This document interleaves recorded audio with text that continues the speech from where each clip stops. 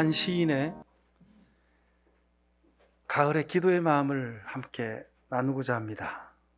제목은 비는 마음. 나 이적지 혼자의 힘만으로, 혼자의 생각만으로 살아온 줄 알았는데 그것은 잘못이었네. 먼 데서, 가까운 데서 내가 아는 사람들, 내가 이름 잊은 사람들, 나를 위해 빌고 있었네. 나의 삶, 나의 생각 위해 빌고 있었네. 뿐이랴. 하늘도 땅도, 나무와 풀잎과 이슬과 바람도 나를 위해 좋은 이웃이 되어 주었네. 나도 이제 누군가 다른 사람을 위해 비는 마음으로 가지고 싶네. 그들의 잊어버린 이름이 되어 그들의 숨어있는 이웃이 되어.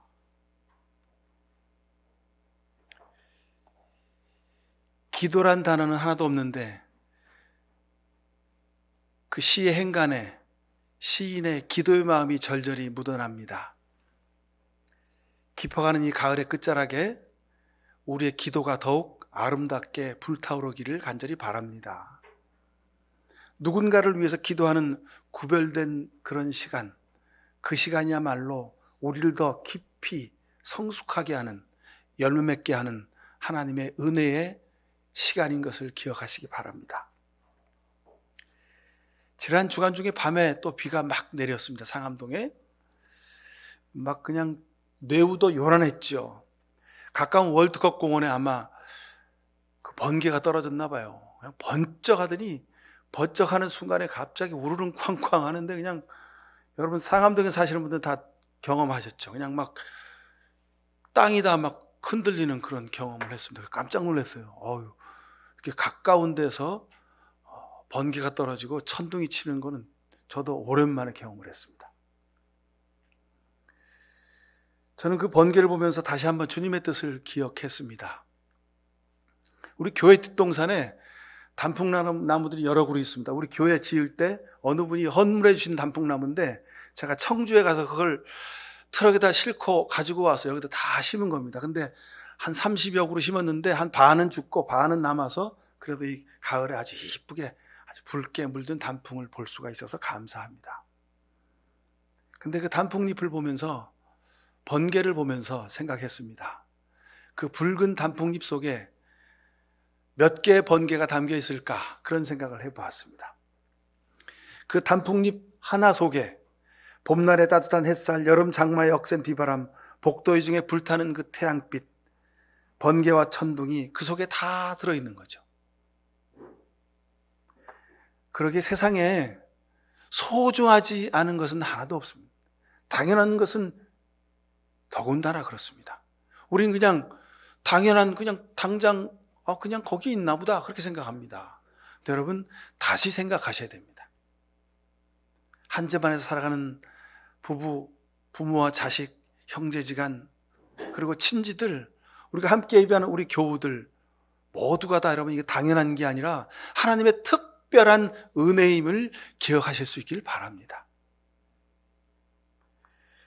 매일 먹는 밥을 놓고도 그 밥 한 공기에 들어있는 손길을 한번 상상해 봅니다. 제가 이 상상하면서 깜짝 놀랐어요. 자, 봄날의 어느 날인가 태양계의 태양 에너지가 우리 지구의 대기를 뚫고 지구에 들어왔습니다. 그래가지고 이름 모를 어느 들녘에 모내기한 그 논에 심겨져 있는 모의 잎사귀에 닿습니다. 파릇한 못새싹들이 그 태양 에너지를 받고 그 빛으로 광합성을 해서 쑥쑥 자랍니다. 농부의 천번의 손길과 발자국 소리를 듣고 또 무럭무럭 자랍니다. 여름날의 뜨거운 햇살과 장맛비와 번개와 폭풍우를 견뎌냈습니다. 이삭을 피우고 이삭은 다시 늦여름의 햇살과 가을바람으로 탱글탱글 알이 차오릅니다. 그리고 마침내 그 이삭이 연글어서 황금 물결을 이루며 온 들녘을 가득 채웁니다. 농부의 손길과 낫 그리고 콤바인 등으로 베어지고 알곡들이 자루에 차곡차곡 담깁니다. 그래서 창고에 보관됩니다. 어느 맑은 가을날에 마을 탈곡장에 이제 그 탈곡된 자루에 담긴 벼들이 모입니다. 그 탈곡장 미국 처리당에서 다 한 알 한 알마다의 껍질이 벗겨지고 깎여져서 뽀얗고 아주 탐스런 햇살이 만들어집니다. 그 햇살이 용도에 따라서 1kg, 5kg, 10kg, 20kg 또는 40kg, 80kg로 포장되어서 유통업자들의 트럭에 실려가지고 저들의 손길에 의해서 다시 또 전국의 모든 시장과 마트와 가게에 진열대에 다 진열됩니다. 그래서 주부들인 여러분의 손길로 그 쌀 봉지가 내 카트에 담겨지고 우리 집에 옮겨지게 되고 우리 집 싱크대 위에 양재기 위에 쌀이 담기죠. 그래서 물에서 씻겨지고 그리고 가스불이나 전기불이 거기에 더해져서 열이 가해져서 맛난 밥으로 지어지게 됩니다. 뜨겁게 데워지고 익혀져서 고실고실하고 구수한 냄새를 풍기는 그 따뜻한 김이 모락모락 나는 밥이 지어졌습니다. 밥 냄새에 목에 침이 꼴깍 넘어가는 것을 참고 주부인 여러분의 손길로 공기에 그 밥이 당깁니다. 그리고 식탁에 놓여지고 얘들아 밥 먹자, 여보 밥 다 됐어요. 그 소리에 온 식구들이 다 모입니다. 그리고 밥상에 앉아서 감사의 기도를 드리고 우리의 숟갈로 그 밥 한 숟갈을 우리 입에 떠넣게 됩니다. 자, 여러분 보세요. 그냥 당연한 건 줄 알았던 그 밥 한 숟갈이 이렇게 복잡하고 아주 섬세한 과정, 이런 것들을 통해서 우리에게, 우리 입에 들어오게 되었습니다. 어느 것도 그 과정 하나를 생략할 수가 없습니다. 그러기에 우연한 것은 하나도 없습니다, 여러분. 자, 보십시오. 밥 한 공기도 이렇게 수많은 시간과 섬세한 과정과 손길을 통해서 우리에게 먹여지는데 하물며 하나님의 형상을 닮은 여러분들이겠습니까? 여러분 자녀들이겠습니까? 여러분 가정의 일이겠습니까? 여러분이 땀 흘려 일하는 일이겠습니까? 여러분 용기를 가지고 소망을 가지고 끝까지 감당하실 수 있기를 간절히 바랍니다. 여러분의 인생은 밥 한 공기보다도 더 위대하고 더 소중하지 않습니까? 주님의 손길이 아니면 여러분 불가능한 일입니다. 그러기에 우리는 날마다 기적의 순간을 살고 있습니다. 여러분 어디 가서 딴 데 가서 기적을 찾지 마십시오. 내가 믿음 안에 살고 내가 일터와 학교에서 일하고 공부하고 내가 우리 가정에서 우리 자녀들을 먹여 살리고 함께 살아갈 수 있는 것, 이 일상, 평범한 이 일상이 세상에서 가장 위대한 기적인 것을 여러분 감사하실 수 있기를 간절히 축원합니다. 여러분 이것이 가장 위대한 기적입니다. 이런 놀라운 은혜의 순간은 바로 말씀이 육신이 되신 그리스도 예수에게서부터 비롯한 것입니다. 예수 그리스도의 십자가 사랑으로 우리가 구원받은 것을 깨닫지 알지 못했더라면 그냥 이 일상은, 우리가 살아가는 이런 일상들은 그냥 당연한 것이고 불평, 불만 투성이고 날마다 힘들고 어려운 시간들의 연속일 뿐입니다. 여러분 이건 지옥 같은 삶이잖아요.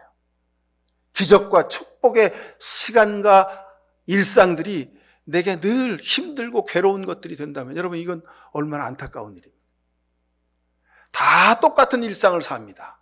근데 여러분들은 하나님이 내게 오늘도 귀한 시간과 하루를 주셨구나. 하나님의 은혜가 놀랍구나. 내가 우리 가족들과 함께 내 일터에서, 학교에서, 내 삶의 자리에서 오늘도 살아갈 수 있게 하신 것이 하나님의 손길이구나. 여러분 이런 천국의 기적을 날마다 맛보며 살아갈 수 있기를 바랍니다. 여러분 이것이 은혜입니다. 그러기에 바울 사도는 오늘 본문에서 이렇게 말씀합니다. 24절에 그러나 내가 나의 달려갈 길을 다 달리고 주 예수께 받은 사명 곧 하나님의 은혜의 복음을 증언하는 일을 다하기만 하면 나는 내 목숨이 조금도 아깝지 않다 그랬습니다. 하나님으로부터 받은 사명, 예수님으로부터 받은 사명, 그 십자가의 예수 그리스도를 전하는 그 복음 증거의 사명을 다하기만 할 수 있다면, 그것만 할 수 있다면 나는 내 목숨이 조금도 아깝지 않다고 고백하고 있는 것입니다. 여러분, 우리의 사명이 바로 이것입니다. 바울 사도니까, 능력의 종이니까, 목숨도 아깝지 않다고 하시는구나. 아닙니다, 여러분. 주님이 나를 이 땅에 지금 여러분의 가정에서, 일터에서 여러분 각각의 사명을 하며 살 수 있게 하신 것, 여러분, 이것이 복음 증거의 사명입니다. 내가 아빠로, 엄마로, 남편으로, 아내로, 부모로, 자식으로, 우리가 믿음으로 살고 있는 것, 이 자체가 복음 증거의 사명인 것을 기억하시길 바랍니다. 자꾸 우리가 복음 증거하면 어디 길거리 나가서 십자가 들고 예수 천당 불신지역, 여러분 이거 해야 복음 증거인 줄 알아요. 아닙니다, 여러분. 그것을 넘어서는 겁니다. 내가 집에서 부모로서, 자식으로, 형제 자매로서, 성도들로서 내 삶을 믿음 안에 충실히 살아가는 것, 여러분 이것이야말로 가장 위대한 복음의 증거인 것을 기억하시길 바랍니다. 힘들고 어려운 세상 가운데에서 이 정말 남을 탓하고 불평불만하고 남을 향하여 손가락질하며 살아도 부족한 이 시대에 감사를 기도하며 은혜를 기억하며 믿음으로 하루하루를 정진하는 여러분의 삶, 이것이야말로 여러분 기적이 아닙니다. 이것이 은혜고 이것이 복음인 줄로 믿습니다. 여러분, 이것이 축복입니다. 바로 이것이 바울 사도가 말하는 사명입니다. 그래서 바울 사도는 이렇게 담대하게 말합니다. 26절에 그러므로 나는 오늘 여러분에게 엄숙하게 증언합니다. 여러분 가운데서 누가 구원을 받지 못하는 일이 있더라도 내게는 아무런 책임이 없습니다. 왜요? 바울 사도는 자신의 삶 전체를 통해서 예수 그리스도의 복음을 증거했기 때문에 그렇습니다. 오늘 우리가 읽지 않은 뒤에 있는 본문 33절 이후로 보십시오. 나는 누구의 은이나 금이나 옷을 탐낸 일이 없습니다. 여러분이 아는 대로 나는 나와 내 일행에게 필요한 것을 내 손으로 일해서 마련했습니다. 나는 모든 일에서 여러분에게 본을 보였습니다. 이렇게 힘써 일해서 약한 사람을 도와주는 것이 마땅합니다. 그리고 주 예수께서 친히 주는 것이 받는 것보다 더 복이 있다 하신 말씀을 반드시 명심해야 합니다. 주는 것이 받는 것보다 복이 있다는 것을 명심하십시오. 나는 내 스스로 사는 것을 위하여 스스로 일해서 내가 벌어서 먹으며 복음을 증언했습니다. 여러분, 내가 이렇게 삶으로 복음을 여러분에게 보여주고 증언했는데 여러분이 차마 후원을 받지 못하는 일이 있다면 내게는 아무런 책임이 없습니다. 나는 더 이상 여러분에게 보여줄 것이 없습니다. 이렇게 말하고 있습니다.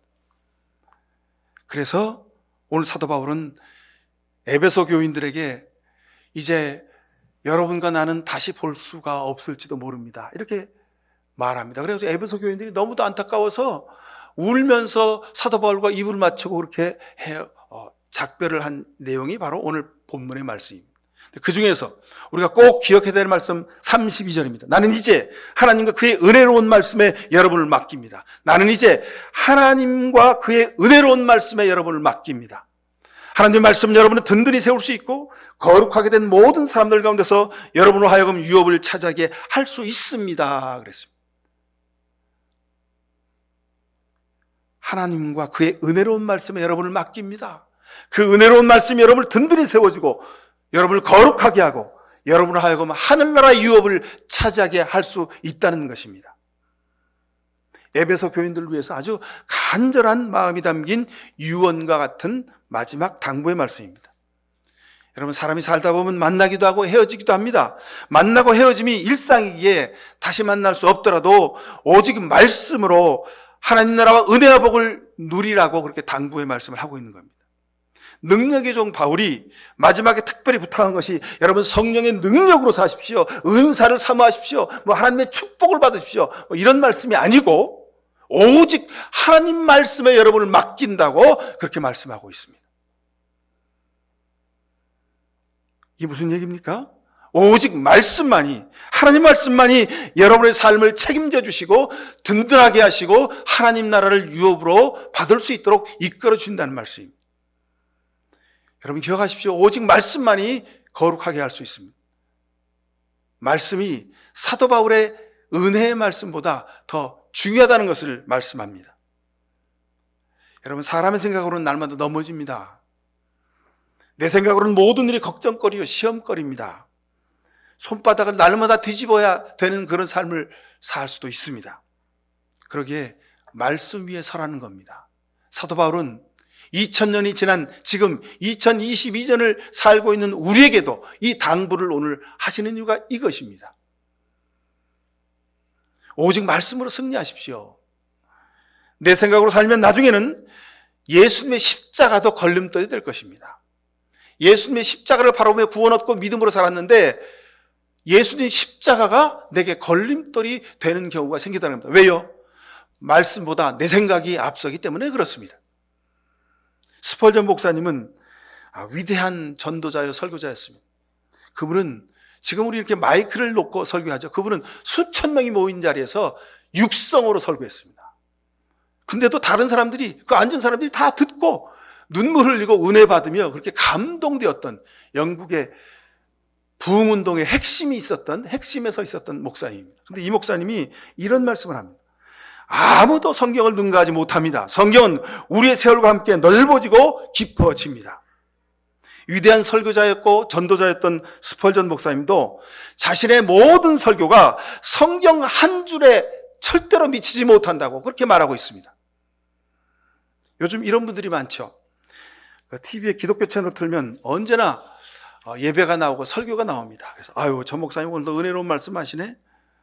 하여간 자칭 유명한 설교가들이 TV 속에 다 있습니다.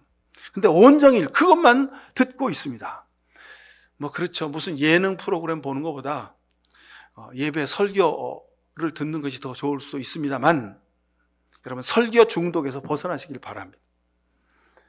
나중에 어떤 현상이 생기냐면요. 이 귀만 천국에 가게 될 확률이 많습니다. 귀만 천국에 갔더니 귀가 막 잔뜩이 모이더니 야 어디 갔어? 그냥 귀만 다 왔어요. 그런 형편이 생길 수도 있습니다. 아주 귀만 은혜가 충만해요. 여러분 귀만 천국 가지 않으시길 바랍니다. 자신의 눈으로 직접 하나님 말씀을 읽고 성경 속에서 말씀하시는 하나님의 음성을 듣게 되길 바랍니다. 여러분 오늘도 성경 속에서 하나님이 여러분에게 주시는 말씀을 준비하고 계십니다. 제 아무리 뛰어난 설교자라고 할지라도 하나님의 말씀인 성경 그 다음입니다. 성경을 뛰어넘을 수가 없습니다. 근데 종종 어떤 설교자들은 성경을 뛰어넘어서 자기 주장을 막 합니다. 여러분 이건 사탄의 지름길입니다. 종교개혁자 칼빈에서 이렇게 말했습니다.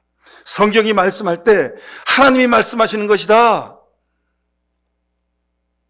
제가 이 말씀이 너무도 귀해서요. 몇 년 전에 우리 읽는 바이블 다음에 이 말씀이 기록되어 있더라고요. 그래서 이 말씀을 어디서 찾아서 여기다 이렇게 갖다 놨지? 그래서 제가 그걸 오려가지고 잘 이렇게 보드판에 붙여서 비닐로 포장을 해서 제가 화장실에 붙여놨습니다. 여러분 화장실에 가서 보시는 분 있을 겁니다. 너무도 당연한 말씀이죠. 성경이 말씀하실 때 하나님 말씀하시는 것이다. 당연한 말이에요. 그죠? 근데 이 당연한 말씀인데 우리는 그냥 지나쳐버려요.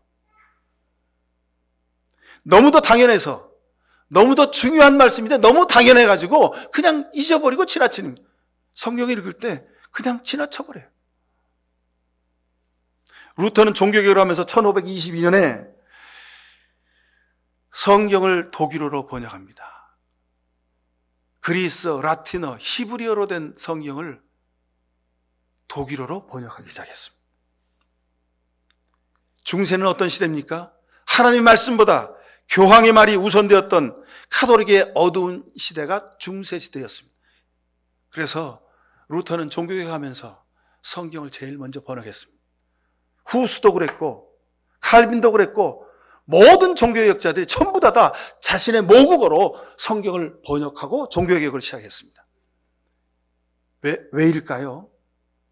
오직 말씀이 우리 믿음의 중심이기 때문에 그렇습니다. 말씀 속에서 하나님이 우리에게 말씀하시기 때문에 그렇습니다. 진정으로 성경이 하나님의 말씀입니까, 여러분? 제가 왜 당연한 질문을 여러분께 드릴까요? 진정 성경이 하나님의 말씀입니까? 진정 성경이 하나님의 말씀입니까? 근데 우리는 왜 성경을 두 번째, 세 번째로 밀쳐놓고 있을까요?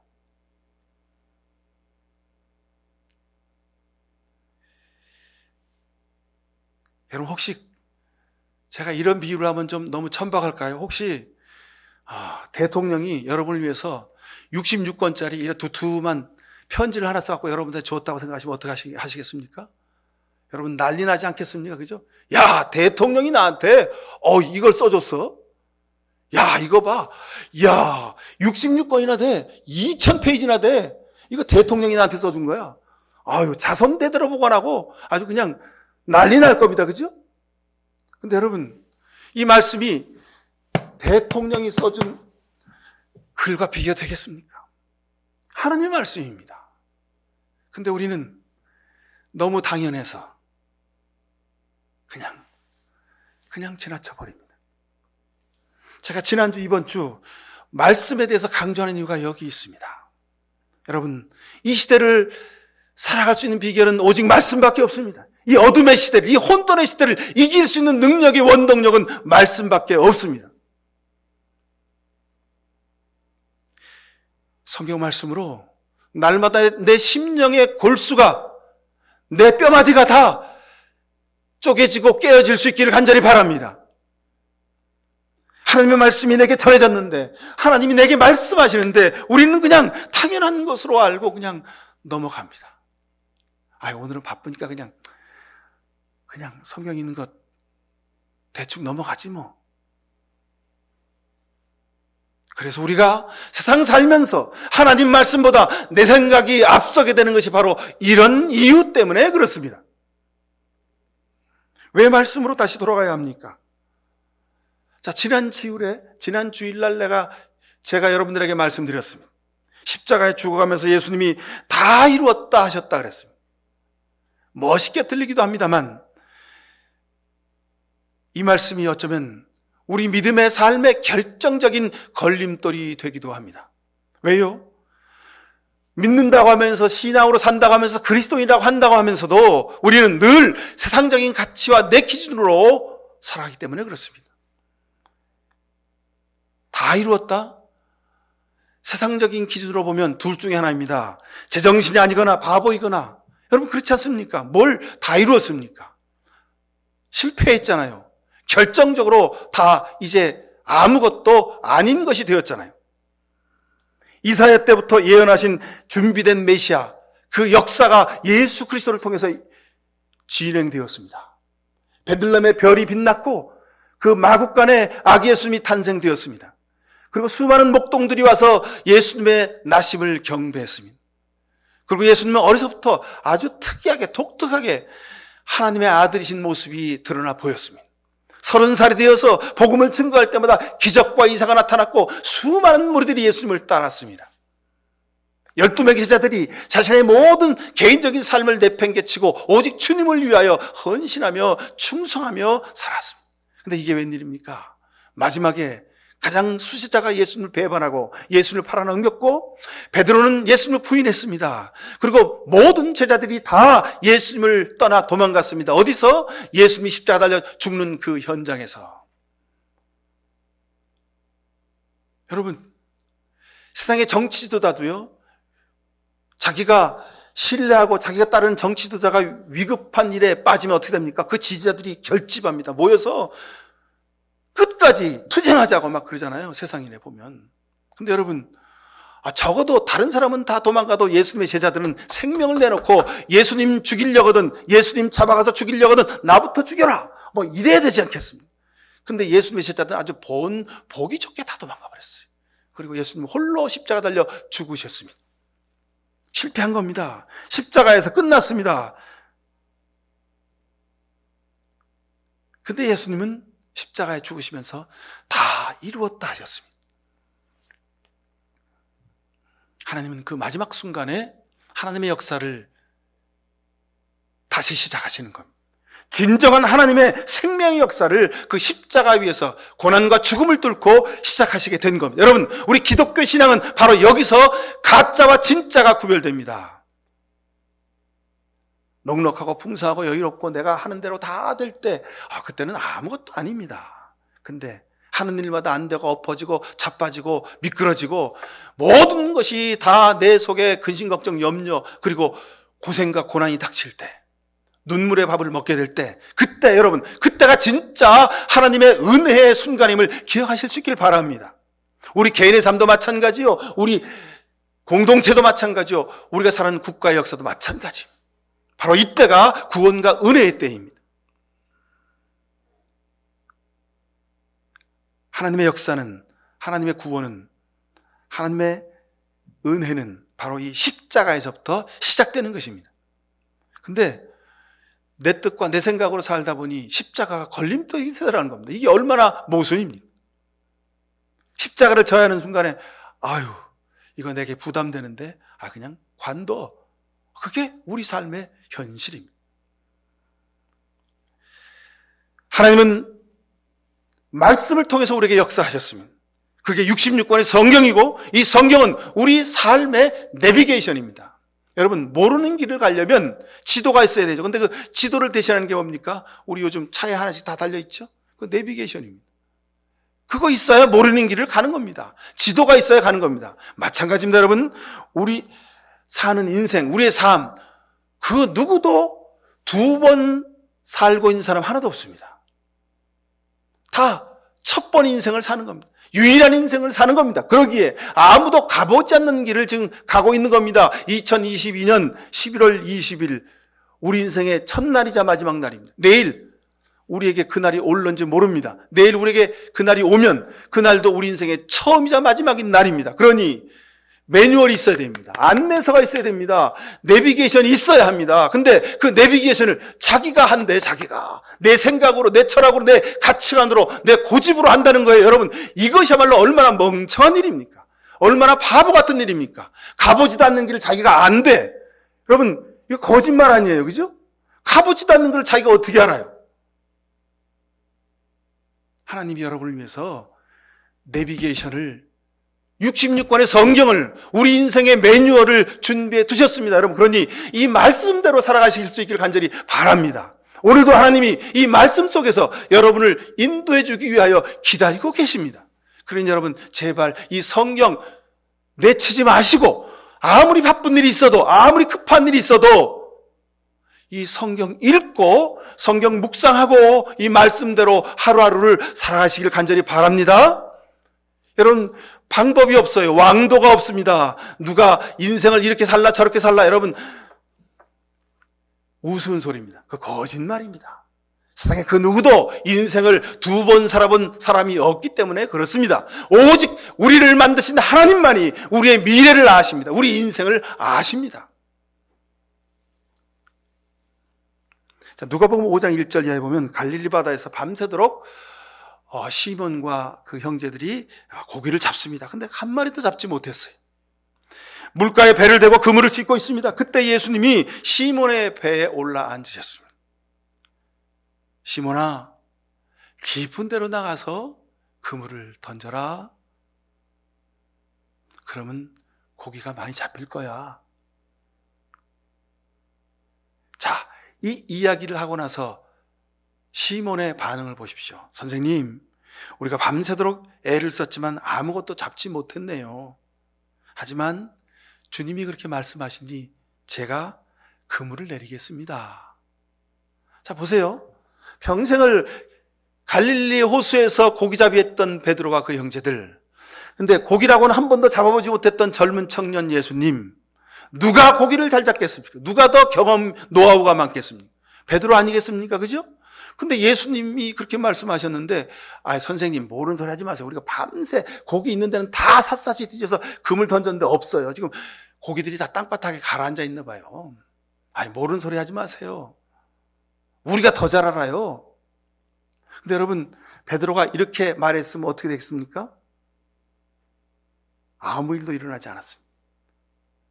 근데 우리가, 그리스도인이라고 하는 우리가 지금 베드로가 했던 이 말처럼 그렇게 하면서 한다는 겁니다. 예수님 모르는 소리 하지 마세요. 하나님, 성경에 그런 게 있습니까? 제가 알아서 할게요. 오늘은 제가 알아서 합니다. 이번 일은 제가 알아서 판단하지요. 그리고 우리 멋대로 사는 거예요. 성경은 그러지 말라는 겁니다. 베드로야, 깊은 데로 나가서 그물을 내려라. 그리고 고기를 잡거라. 베드로가 그대로 했더니 주님, 여러분 기억하시기 바랍니다. 베드로가 뭐라고 얘기를 했냐면 주님 말씀에 의지해서 그물을 내리겠습니다. 그랬습니다. 주님 말씀 따라서, 주님이 가르쳐주신 인생의 내비게이션을 따라서, 주님이 가르쳐준 인생의 매뉴얼을 따라서 내가 그물을 내리겠습니다, 이 말입니다. 그랬더니 그물이 찢어질 정도로 고기를 잡았다 그랬습니다. 그리고 11절에 보니까 그들이 배를 무태댄 뒤에 모든 것을 버려두고 예수님을 따랐다 그랬습니다. 왜 모든 것을 버려두고 따랐습니까? 그 옛날에 배값이, 여러분 요즘에도 배 한 척 값이 굉장히 나갑니다. 요즘 요트 타는 게 유행이라면서요, 돈 있는 사람들은. 그죠?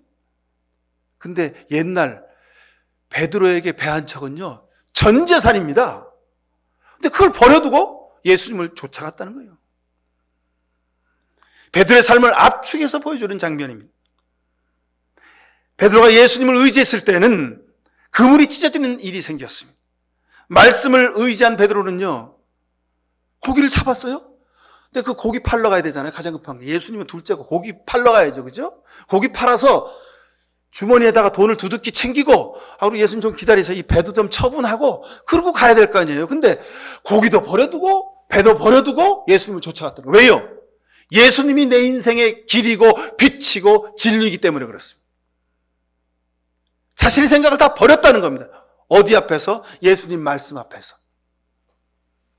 그래서 베드로가 믿음의 사도가 된 이유가 여기 있습니다.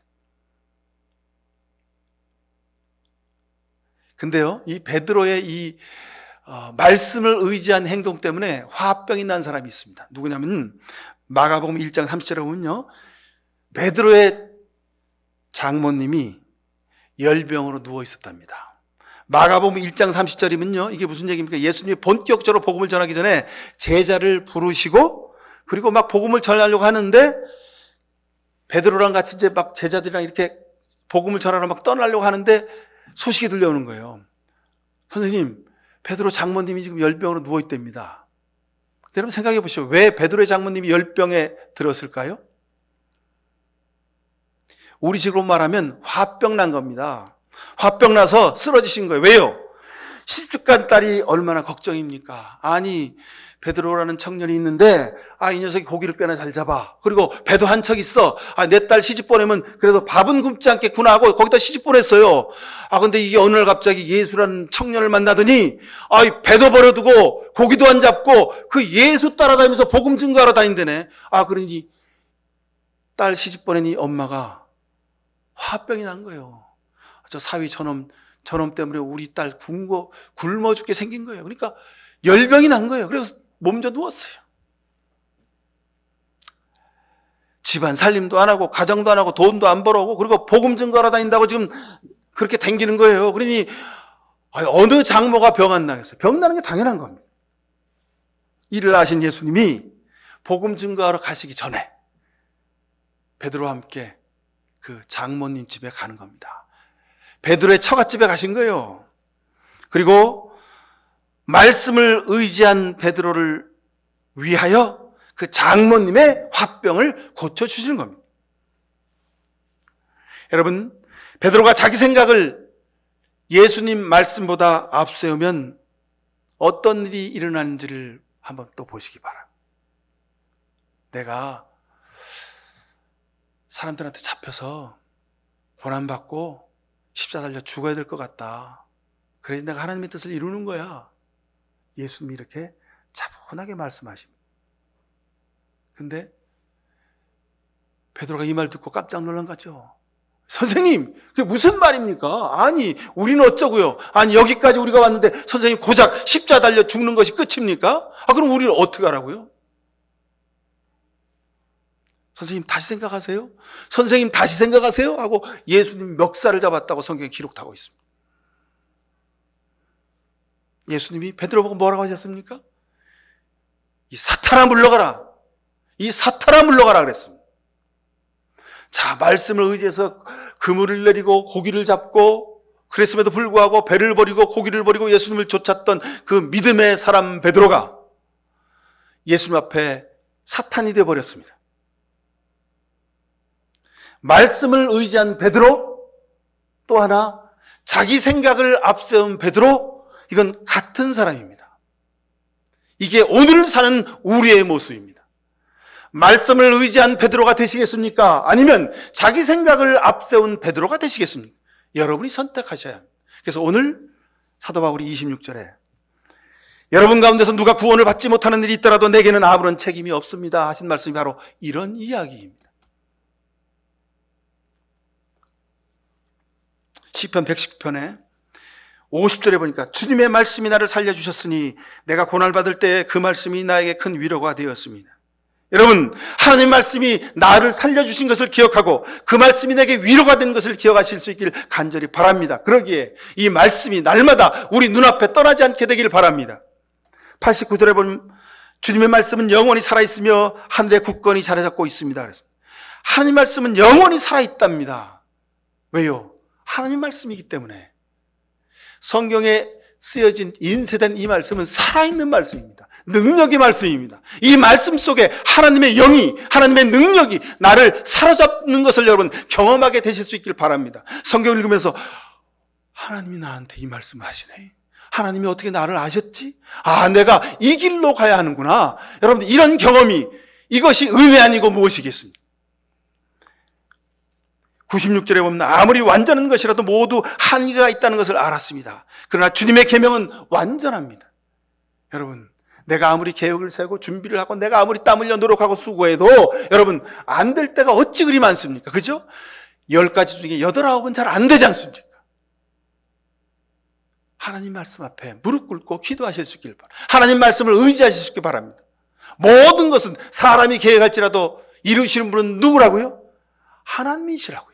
근데 우리는 그걸 잊어버리고 내가 열심히 하면 될 줄로 생각합니다. 아니, 여러분 아닙니다. 내가 하면 되지 않습니다.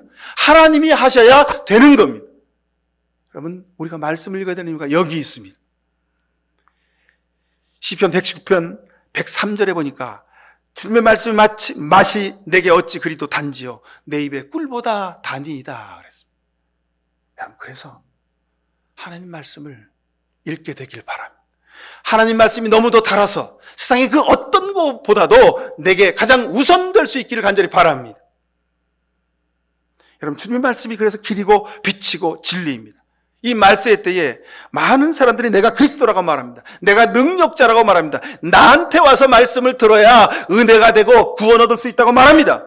그런데 여러분, 여기저기서 내가 진리고 내가 정이고 내가 참이라고 말할지라도 여러분 눈으로 읽는 이 말씀이 기준이 됨을 기억하실 수 있기를 바랍니다. 이제 얼마 남지 않는 2022년 세상 사람들 만나야 될 약속들이 많죠. 여러분 벌써부터 12월 여러분 일정표에 뭐 그냥 매일 저녁마다 약속 있는 분들이 있을 겁니다. 12월 스케줄이 벌써 가득 찼습니까? 여러분 그거 다 지우시고 하나님 말씀을 읽는 스케줄을 새로 세우실 수 있기를 바랍니다. 세상 사람 올 12월에 안 만나도 내년 1월, 2월, 3월에 만나도 됩니다. 이번 달에 안 만나도 됩니다. 그러나 하나님은 하루도 만나지 않으면 안 되는 것임을 기억하고 하나님 말씀 앞에 여러분 바로 서는 이 12월 말 12월 될 수 있기를 간절히 바랍니다. 무엇보다도 우선해서 말씀과 가까이 하십시오. 성경 속에서 하나님이 오늘도 여러분을 기다리고 계십니다. 오늘은 이렇게 해야지 기쁨과 은혜가 풍성할 거야. 오늘은 이 길로 가야지 내가 하나님의 뜻대로 사는 거야. 하나님이 우리에게 오늘 살아야 될 방법을 준비하고 계십니다. 여러분 기대하고 말씀 앞에 서는 우리 모두 될 수 있기를 간절히 축원합니다. 기도하십시다. 사랑의 아버지 하나님 감사합니다. 잊고 살았던 것, 너무도 당연해서 지나쳤던 것들을 기억하게 하시니 감사합니다. 주님 참으로 송구합니다. 하나님이 말씀 속에서 나를 기다리고 내게 방법과 응답과 길을 열어주시는데 우리는 이 말씀 제치고 사람들의 말에 귀를 기울이고 내 생각을 따라 살려 했습니다. 주님 불쌍히 여기시고 다시 말씀을 읽을 때 그 말씀 속에 하나님 내게 말씀하시고 우리 심령이 뜨거워지며 우리의 심령의 골수가 쪼개지는 역사를 허락하여 주옵소서. 말씀이 우리 삶의 길이요 등불임을 믿습니다. 주님 말씀으로 우리에게 은혜를 베푸시고 우리를 이끌어 복내려 주옵소서. 예수 그리스도 이름으로 기도하옵나이다. 아멘.